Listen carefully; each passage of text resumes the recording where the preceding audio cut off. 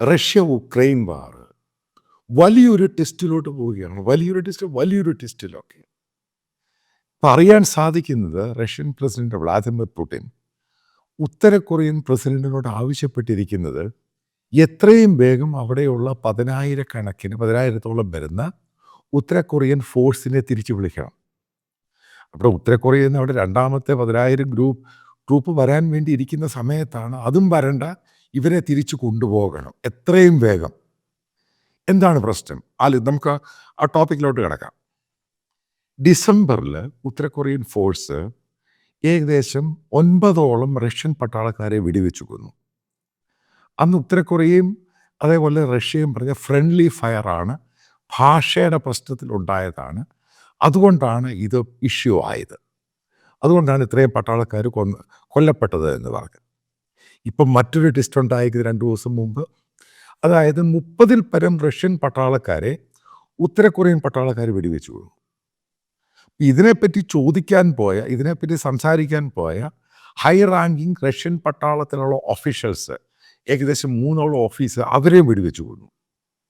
സംഭവം വളരെ സീരിയസ് ആയിട്ടങ്ങ് പോവുക. അപ്പം ഇതുമായിട്ട് സംസാരിക്കാൻ വേണ്ടി ഈ പട്ടാളത്തിന്, കാരണം 10,000 പേരുണ്ട്, അതിൻ്റെ കമാൻഡേഴ്സിനോട് സംസാരിക്കാൻ വേണ്ടി ഉത്തര കൊറിയയുടെ മോസ്കോയിലുള്ള അറ്റാച്ചെ, അതായത് അവരുടെ എംബസിയുമായിട്ട് ഡിഫൻസിൻ്റെ അറ്റാച്ചെ, അവിടുത്തെ ഓഫീഷ്യൽസും ഇവരോട് സംസാരിക്കാൻ വേണ്ടി കുഷ്ക് മേഖലയിലോട്ട് വന്നു. അവരെ ബന്ദിയുമാക്കി. മനസ്സിലാക്കുക, സംഭവം വളരെ സീരിയസ് ആയിട്ട്. ഞാൻ നേരത്തെ ഒരു വീഡിയോ ചെയ്തത് എന്താണ് ഈ സംഭവം, അതായത് ഉണ്ടാകുന്ന അതേപോലെ റിപ്പോർട്ട്സുകൾ വരുന്നു. പല ബ്ലോഗേഴ്സും അതേപോലെ പോഡ്കാസ്റ്റിലൊക്കെ ഉക്രൈനിലും മറ്റുള്ള സ്ഥലങ്ങളിൽ നിന്നും വരുന്നു. ഈ ഉത്തര കൊറിയൻ ഒഫീഷ്യൽസ്, അതായത് അവിടെ ഇരിക്കുന്ന പട്ടാളത്തിൻ്റെ സീനിയർ ഓഫീസേഴ്സ്, കമാൻഡേഴ്സ്, ഉക്രൈൻ കമാൻഡേഴ്സുമായിട്ട് സംഭാഷണത്തിൽ ഏർപ്പെട്ടിരിക്കുകയാണ്. കാരണം അവർക്ക് അപ്പുറത്തോട്ട് പോയിട്ട് റഷ്യയ്ക്ക് അറ്റാക്ക് ചെയ്യണം. അവർക്ക് തിരിച്ച് കൊറിയയിൽ പോകണ്ട, ഉത്തര കൊറിയയിൽ പോകണ്ട, തിരിച്ച് റഷ്യയിലും പോകണ്ട, അവർക്ക് ഉക്രൈൻ സൈന്യത്തിൻ്റെ ഭാഗമാകണം. ഈ 10,000 ഉത്തര കൊറിയൻ ആൾക്കാർ ഉക്രൈൻ സൈന്യത്തിൻ്റെ ഭാഗമായുള്ള സ്ഥിതി കാരണം ഈ ഉക്രൈൻ എന്ന് പറഞ്ഞവർക്ക് പോലും ഈ 10,000 സൈനികരില്ല. അങ്ങനെ വന്നു കഴിഞ്ഞാൽ ഉണ്ടാകുന്ന സ്ഥിതി എന്തുമാണ് പുടിൻ ഭയക്കുന്നത്? ഇവർ നാളെ നേരെ മാർച്ച് ചെയ്യുന്നത് മോസ്കോയിലോട്ട്. മോസ്കോ പിടിച്ചെടുക്കും. കാരണം റഷ്യ വളരെ വീക്ക് സംഭവമായി മാറി, അവരുടെ പട്ടാളമല്ല. അതായത് മോസ്കോ അവരുടെ കയ്യിൽ നിന്ന് പോകുമോ എന്നുള്ള പേടിയായി. അതാണ് പുടിൻ അലറി വിളിച്ചിട്ട ഉത്തര കൊറിയൻ പ്രസിഡന്റിനോട് പറയുക, എങ്ങനെയെങ്കിലും ഇവരെ വിളിച്ചുകൊണ്ട് പോവുക. കാരണം ഇവിടെ വല്ലാത്ത പ്രശ്നമായി. അവരുടെ ഉത്തര കൊറിയയുടെ സീനിയറായ ഡിഫൻസ് അറ്റാച്ച് അവരുടെ ഡിപ്ലോമാറ്റിക് ഓഫീഷ്യൽസിനെ പിടിച്ച് ബന്ദിയാക്കിയേക്കുന്നു. ഇത് സംസാരിക്കാൻ പോയ Russian senior high ranking officials അവരെ വെടിവെച്ചു കൊന്നു. ഇപ്പോൾ എന്തോ സംഭവം അവിടെ ഉണ്ടായിരിക്കുന്ന പുതിയ സംഭവ വികാസങ്ങൾ. ഇവർ ക്യാമ്പ് ചെയ്തിരിക്കുന്ന 10,000-ഓളം പേർക്ക് ആ കുഷക് മേഖലയിലോട്ട് ഈ റഷ്യൻ പട്ടാളം വരുന്നേയില്ല. നോക്കുക, ഇപ്പോൾ കഴിഞ്ഞ 2-3 ദിവസങ്ങളായിട്ട് ഉക്രൈൻ സൈന്യം കൊറിയക്കാർക്കെതിരെ ഫയർ ചെയ്യുന്നില്ല. അവരുമായിട്ട് ഏകദേശം ധാരണയായെന്ന് തോന്നുന്നു. ഇനി കാരണം ട്രംപ് വരാനും പോവുകയാണ്. ഞാൻ നേരത്തെ ആ വീഡിയോയിൽ പറഞ്ഞ വാർ കംപ്ലീറ്റ് ആയിട്ട് നേരെ തിരിയുകയാണ്. പിന്നീട് റിപ്പോർട്ട് വരുന്നത്, അത് കൺഫേംഡ് റിപ്പോർട്ടാണ്. അതായത് ഉക്രൈനിന് വളരെ ദീർഘദൂരമായിട്ടുള്ള ഡ്രോണുകൾ ഏകദേശം 10,000 കിലോമീറ്റർ അകത്തോളം റഷ്യയുടെ ട്രെയിനിങ് ക്യാമ്പിലോട്ടും പട്ടാളത്തിൻ്റെ ക്യാമ്പിലോട്ടും സിറ്റികളിലോട്ടും അവർ ബോംബിട്ടു. അത് തടയാൻ പോലും റഷ്യക്ക് കഴിഞ്ഞില്ല. കാരണം അവരിവിടെ ഈ സംഭവത്തിൽ ഏർപ്പെട്ടിരിക്കുകയാണ്. അത് കുഷക് മേഖലയും മറ്റേ മേഖലയും പോകുന്നതല്ല, ഉക്രൈൻ്റെ സംഭവം പോകുന്നതല്ല, റഷ്യയുടെ സംഭവം പോകുന്നതല്ല, അടുത്ത മോസ്കോ പിടിക്കുമെന്നുള്ള ഭയമായി. മുഴുവനും ടേൺ അറൗണ്ട് ചെയ്യുകയാണ്. അപ്പോൾ ഇതിനകത്ത് എന്തൊക്കെയാണ് പുതിയ റിപ്പോർട്ടുകൾ വരുന്നത്? ഈ ഉത്തര കൊറിയൻ സൈന്യവുമായിട്ടുള്ള ഉക്രൈൻ്റെ ബന്ധം വളരെ ദൃഢമായിട്ട് പോകുന്നു. അതുകൊണ്ടാണ് റഷ്യൻ സൈനികരെ അടുപ്പിക്കാത്തത്. അതായത് ഇവർ ഉപയോഗിക്കുന്നത് മുഴുവൻ റഷ്യൻ സാധനങ്ങളുമാണ്.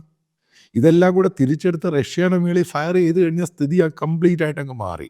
നിങ്ങൾക്ക് ഓർമ്മയുണ്ടായിരിക്കും, വാഗണാർ ഒരു മിഷനറി ഗ്രൂപ്പ്, അതായത് പ്രിഗോഷിൻ എന്ന് പറയുന്നയാൾ റഷ്യൻ പട്ടാളത്തെ കൂലിപ്പട്ടാളമായിട്ട് എടുത്തിട്ട് അവസാനം റഷ്യയുമായിട്ട് തെറ്റിക്കഴിയുമ്പോൾ അവർ തിരിച്ചങ്ങോട്ട് കയറാൻ പോയി. പിന്നീട് അയാളെ ഒരു എയർക്രാഫ്റ്റിൽ വെച്ച് അയാളെ കൊല്ലുകയാണ് ചെയ്തത്. അവരെ അധികം പേര് ആ സൈനികരെ കൂലിപ്പട്ടാളത്തെ മുഴുവനും ബെലാറസിലോട്ട് അയച്ചു. ഇതാണ് ഒരു ഡെവലപ്മെൻറ്റ് മനസ്സിലാക്കണം. ഇവിടെയാണ് ഞാൻ പറഞ്ഞത്, ഈ പട്ടാളക്കാർ നമ്മൾ എന്ത് പറഞ്ഞു കഴിഞ്ഞാൽ യുദ്ധം ചെയ്യുന്ന മൊറാലുണ്ട്.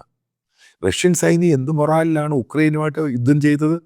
ഈ സമയത്ത് എല്ലാവരും ചോദിച്ച അവർക്ക് അറിയത്തില്ല എന്ത് പർപ്പസിനാണ് ഉക്രൈനുമായിട്ട് യുദ്ധം ചെയ്യുന്നത്.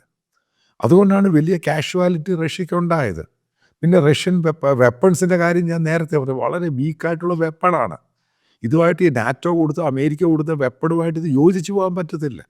അപ്പം അതിനേക്കാളും മറ്റൊരു ട്വിസ്റ്റ് ഉണ്ടാകുന്നത്, ഈ ഉത്തര കൊറിയൻ സൈന്യം അവിടെ വന്നു കഴിഞ്ഞപ്പോൾ ഉക്രൈൻ ഏറ്റവും കൂടുതൽ വെപ്പൺസ് കൊടുത്തത് അവരെ അറ്റാക്ക് ചെയ്യാൻ, അത് ഉത്തര കൊറിയ അറ്റാക്ക് ചെയ്യാൻ വെപ്പൺസ് സൗത്ത് കൊറിയയെ. അവരാണ് ഈ ഓരോ കാര്യങ്ങളും ഇപ്പോൾ പുറത്തു വിടുന്നത്. കാരണം അവർ ഉത്തര കൊറിയ സ്ഥിരമായിട്ട് മോണിറ്റർ ചെയ്യുന്ന, കാരണം ഇടയ്ക്ക് ഉത്തര കൊറിയൻ ഭരണാധികാരി ഈ മിസൈൽ വിടുന്നു, അതേപോലെ തന്നെ ടെസ്റ്റ് നടത്തുന്നത്. അപ്പം ഈ പറയുന്ന രാജ്യങ്ങൾ കൊറിയയും ജപ്പാനും ഇത് കണ്ട് ചിരിക്കുകയാണ്. കാരണം പിന്നെ മറ്റൊരു പ്രധാനപ്പെട്ട പോയിന്റ് അവിടുത്തെ കമ്മ്യൂണിസം. ഈ കമ്മ്യൂണിസത്തെ ശാപമാണ് ബേസിക്കലി. ആ പട്ടാളക്കാർക്കും അറിയാം അവിടെ പോയി കഴിഞ്ഞാൽ ഒരു തേങ്ങാക്കൊലയില്ല. കാരണം അവർക്ക് തുച്ഛമായ പൈസയാണ് കിട്ടുന്നത്. ഉത്തര കൊറിയ എന്ന് പറഞ്ഞാൽ ഒരു നരകമാണ് ബേസിക്കലി. അവിടെ പോയാലും വിസിറ്റ് ചെയ്തിട്ടൊക്കെ നരകമായ ഒരു രാജ്യമാണ്. ഒരു സ്വാതന്ത്ര്യമില്ലാത്ത രാജ്യം, ഒരു ഏകാധിപതി ഭരിക്കുന്നു. ഈ പട്ടാളക്കാർ ഉക്രൈൻ്റെ കൂടെ ചേർന്ന് കഴിഞ്ഞാൽ ആ റീജിയനിലെ ഏറ്റവും പവർഫുൾ രാജ്യമായി ഉക്രൈൻ മാറി. അതാണ് പറയുന്നത്, വാർ എപ്പോഴും തിരികെയും മറിയുകയും ചെയ്യാം. വല്ലാത്ത ക്രൈസിസിലാണ് റഷ്യ പോകുന്നത്. ഇതൊക്കെ ഞാൻ പഴയ വീഡിയോയിൽ പറഞ്ഞു. റഷ്യ അണ്ടർ ക്രൈസിസ് ആണെന്ന് പറഞ്ഞു. റഷ്യ അണ്ടർ അറ്റാക്കാണ് എല്ലാ രീതിയിലും. അപ്പോൾ പല ആൾക്കാർക്ക്, റഷ്യൻ ഫാനുകൾക്ക് അത് വിശ്വസിക്കാൻ സാധിക്കുന്നില്ല. ബേസിക്കലി റഷ്യൻ വെപ്പൺസ് ഔട്ട്ഡേറ്റഡ് ആണ്. ഇതിന്ന് പുതിയ ന്യൂ ഏജ് വെപ്പൺസുമായിട്ട് താരതമ്യം ചെയ്യുമ്പോൾ അത് ഒരു പുല്ലുമല്ല. റഷ്യൻ സൈന്യത്തിൻ്റെ ടാങ്കുകൾ അവർക്ക് മുന്നോട്ട് ഓടിക്കാൻ പറ്റുന്നില്ല. അപ്പോഴേ ഫയർ കിട്ടുക. കാരണം പുതിയ രീതിയിലുള്ള ഈ ടാങ്കുകൾ മുഴുവൻ സിസ്റ്റം മാറിയിട്ട്, ടെക്നോളജി മാറി, ഡിജിറ്റൽ ഏജിലാണ് ഈ സംഭവങ്ങളൊക്കെ. ഇതൊക്കെ നാറ്റോയുടെയും അമേരിക്കയിലുണ്ട്. അതുകൊണ്ടാണ് ഈ ചെറിയ സൈന്യം ഉണ്ടെങ്കിലും പുതിയതായിട്ട് വന്ന സൈന്യമാണെങ്കിൽ തന്നെ, പുതിയതായിട്ടാണ് യുക്രൈൻ സൈന്യം ഉണ്ടാക്കുന്നത്. അവർക്ക് കൂടിപ്പോയി കഴിയാൻ 3000-4000 പേരേ ഉള്ളൂ. പിന്നെ കുറച്ച് ആൾക്കാരെ റിക്രൂട്ട് ചെയ്ത് പഠിപ്പിച്ചെടുത്തു. അവരാണ് ഫൈറ്റ് ചെയ്യുന്നത്. ഇപ്പം ഈ ഉത്തര കൊറിയയും കൂടെ പോയി കഴിഞ്ഞാൽ റഷ്യയുടെ സ്ഥിതി നിങ്ങൾ ആലോചിച്ചിട്ടുണ്ടോ? ലോകത്തിലെ ഏറ്റവും വീക്കായിട്ടുള്ളൊരു ഡിഫൻസ് സിസ്റ്റമായിട്ട് റഷ്യ മാറി. ഇതിനെല്ലാം കാരണക്കാരൻ ഈ ഏകാധിപതിയായ പുടിനാണ്.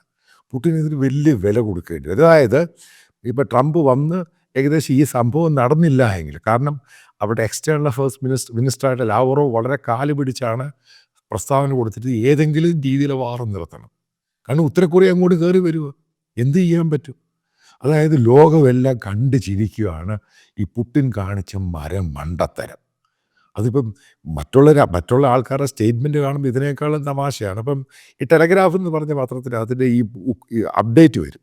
പക്ഷെ ഒരു കാര്യമുണ്ട്, ഇത് ഇന്ന് വരെ പുടിൻ സംഭവിച്ചില്ല ഈ സംഭവം. കാരണം റഷ്യക്ക് ഒന്നും പറയാൻ പറ്റുന്നില്ല. ഉത്തര കൊറിയയ്ക്കും പറ്റാം. രണ്ടുപേരുടെയും കസ്റ്റഡിയിലല്ലാതായിപ്പോയി.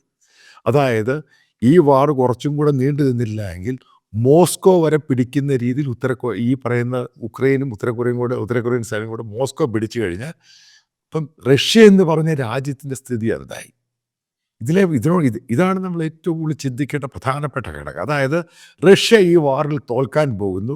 ട്രംപ് ഇടപെട്ടില്ല എങ്കിൽ പുടിൻ്റെ റഷ്യയും, അതായത് ചരിത്രപരമായി വലിയൊരു തോൽവിയിലോട്ടാണ് പോകാൻ പോകുന്നത്.